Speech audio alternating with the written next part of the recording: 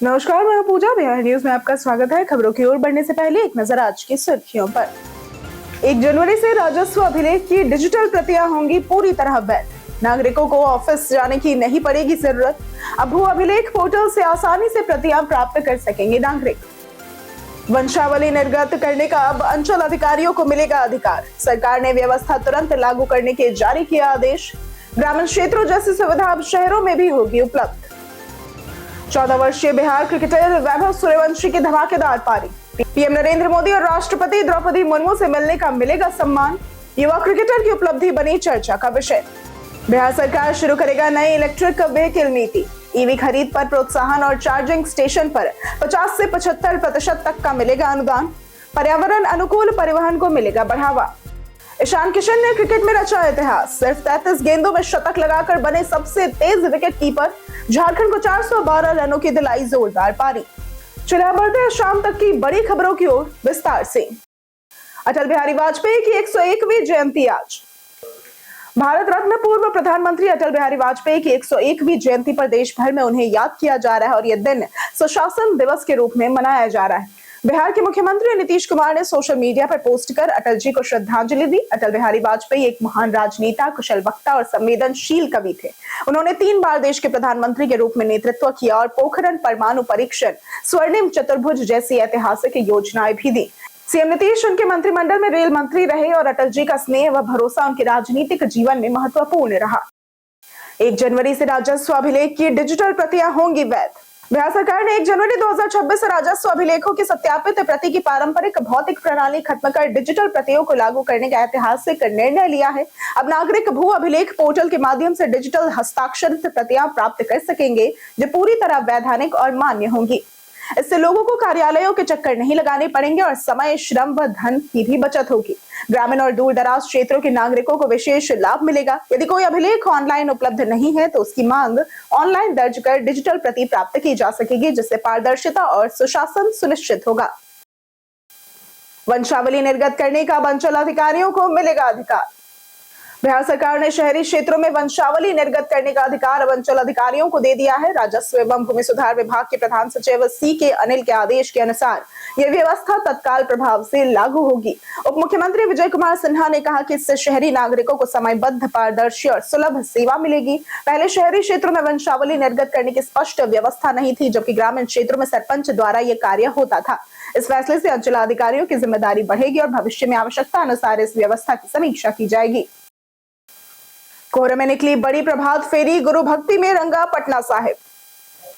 सिख पंथ के 10वें गुरु श्री गुरु गोविंद सिंह महाराज के 359वें प्रकाशोत्सव से पूर्व पटना साहिब भक्ति रस में डूब गया।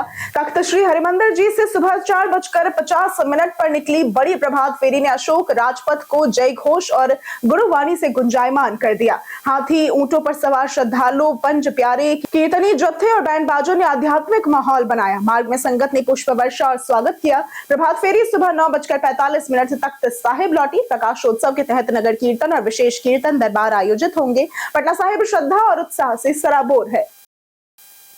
ओढ़नी डैम में बनेगा बिहार का पहला वाटर स्पोर्ट्स एकेडमी। बिहार में खेल क्षेत्र को बढ़ावा देने के लिए राज्य की पहली वाटर स्पोर्ट्स एकेडमी बांका के ओढ़नी डैम में स्थापित की जाएगी और इसकी घोषणा खेल मंत्री श्री आशीष सिंह ने की। भोपाल के Indian canoeing and kayaking association की विशेषज्ञ टीम ने 4 डैमों का निरीक्षण किया, जिसमें ओढ़नी डैम को सबसे उपयुक्त पाया गया। कनाडा के ओलंपियन मिस्टर जैक ने इसे अंतरराष्ट्रीय स्तर की प्रतियोगिताओं के लिए आदर्श बताया। फरवरी में जैक दोबारा बिहार आकर खिलाड़ियों का चयन और प्रशिक्षण करेंगे। अकेडमी में अंतरराष्ट्रीय मानकों के अनुरूप प्रशिक्षण उपकरण और आवासीय सुविधाएं उपलब्ध होंगी। 20 जिलों में बनाए जाएंगे नए यातायात थाने। बिहार में पुलिस भवनों और थानों के निर्माण के लिए गृह विभाग ने 464 करोड़ रुपए की योजनाओं की स्वीकृति दी है। 20 जिलों में नए यातायात थाना भवन और 43 SC/ST एवं महिला थाना भवन बनाए जा रहे हैं, जिनमें अधिकांश का निर्माण भी पूरा हो चुका है। पटना के पुराने थानों को मल्टी स्टोरी बिल्डिंग में बदला जा रहा है। इस वित्तीय वर्ष में 80 नए भवन बनाने का लक्ष्य रखा गया है। 1212 थानों में CCTV लगाया जा चुका है। 11 शहरों में विशेष पुलिस इकाइयों के संयुक्त भवन बन रहे हैं। महिला पुलिस कर्मियों के लिए भी आवासीय और सुविधाजनक भवन बनाए जा रहे हैं। नई इलेक्ट्रिक व्हीकल नीति से बढ़ेगी ईवी खरीद और चार्जिंग सुविधा। बिहार सरकार ने इलेक्ट्रिक वाहनों को बढ़ावा देने के लिए नई ईवी नीति बनाने का निर्णय लिया है। नीति में चार्जिंग स्टेशनों के लिए अनुदान 1.5 गुना बढ़ाया जाएगा और ईवी खरीद पर प्रोत्साहन राशि दी जाएगी। पीएम ई बस योजना के तहत पटना, गयाजी, मुजफ्फरपुर, दरभंगा, पूर्णिया और भागलपुर में चार्जिंग स्टेशन निर्माणाधीन है। कोटि और चार्जर प्रकार के अनुसार उपकरण खरीद पर 50 से 75% तक का अनुदान मिलेगा और अधिकतम राशि निर्धारित है। परिवहन विभाग ने इसे 3 वर्षों तक जारी रखने का निर्णय लिया है। नीति का उद्देश्य पेट्रोल व डीजल पर निर्भरता कम करना और पर्यावरण अनुकूल परिवहन को बढ़ावा देना है। आरसी और डीएल के चक्कर में फंसे बिहार के कई अधिकारी। बिहार में वाहनों के पंजीकरण और ड्राइविंग लाइसेंस से होने वाले राजस्व संग्रहण में कई जिले, खासकर पटना, मधुबनी, मुजफ्फरपुर, छपरा और भागलपुर गंभीर रूप से पिछड़ गए। परिवहन मंत्री श्रवण कुमार ने विभागीय अधिकारियों के साथ समीक्षा बैठक में इसका कारण पूछा और डीटीओ, एडीटीओ, एमबीआई और ईएसआई को तत्काल स्पष्टीकरण देने का निर्देश दिया। मंत्री ने लंबित आरसी और डीएल मामलों को 1 सप्ताह के भीतर निपटाने, विशेष अभियान चलाने और नियमित समीक्षा बैठकें आयोजित करने के निर्देश दिए। लापरवाही बरतने वाले अधिकारियों के खिलाफ अनुशासनात्मक कार्रवाई भी होगी। पीएम से दूसरी मुलाकात और राष्ट्रपति से सम्मान पाने जा रहे वैभव। समस्तीपुर के 14 वर्षीय क्रिकेटर वैभव सूर्यवंशी के प्रदर्शन से देश भर में चर्चा हो रही है। विजय हजारे ट्रॉफी में 84 गेंदों में 16 चौके और 15 छक्के की मदद से 190 रन बनाने वाले वैभव की पीएम नरेंद्र मोदी से दूसरी मुलाकात होगी। इसके अलावा वे राष्ट्रपति द्रौपदी मुर्मू से भी सम्मानित होंगे।